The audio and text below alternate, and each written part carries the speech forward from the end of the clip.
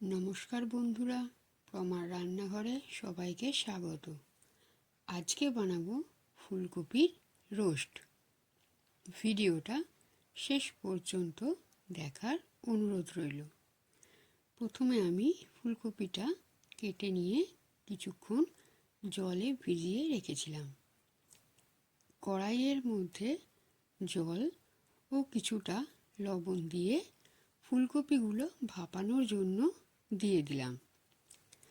জলটা ফুটে উঠলে ফুলকপিগুলো জল থেকে তুলে নিয়ে রেখে দেব। কড়াইতে 2 চামচ ঘি দিয়ে ফুলকপিগুলো হালকা লালচে করে ভেজে নিয়ে তুলে রেখে দেব।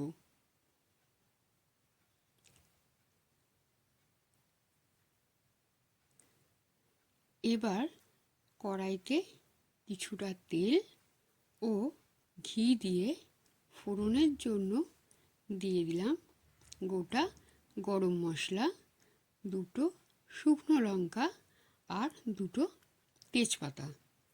একটু নাড়াচাড়া করে নিয়ে এর মধ্যে দিয়ে দিলাম পোস্ত, কাজু বাদাম আর চারমগজের পেস্ট।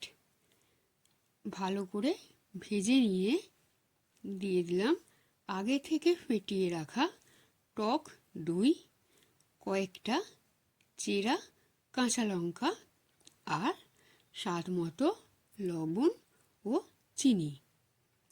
সমস্ত কিছু একটু নাড়াচাড়া করে নিয়ে এর মধ্যে দিয়ে দিলাম পরিমাণ মতো জল।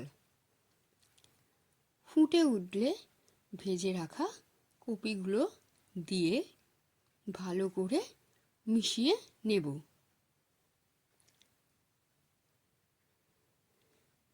কিছুক্ষণ পর ঘন হয়ে আসলে দিয়ে দেব গোলমরিচের গুঁড়ো আর দেব গরম মশলা গুঁড়ো। একটু নাড়াচাড়া করে নিয়ে এটা নামিয়ে নেব। তৈরি হয়ে গেল ফুলকপির রোস্ট। ভিডিওটা শেষ পর্যন্ত দেখার জন্য ধন্যবাদ। আবার দেখা হবে পরবর্তী ভিডিওতে। ভিডিওটা যদি ভালো লেগে থাকে তাহলে লাইক, শেয়ার আর আমার চ্যানেলটা সাবস্ক্রাইব করে দেবেন।